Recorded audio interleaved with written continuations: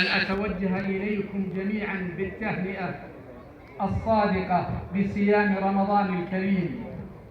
وقيامه وحلول عيد الفطر المبارك، داعيا الله أن يعيده علينا جميعا وعلى العرب والمسلمين وهم يركلون في أثواب الرخاء والتقدم وينعمون بالعزة والسؤدد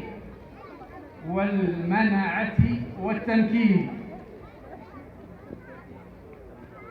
أتشرف في مناسبة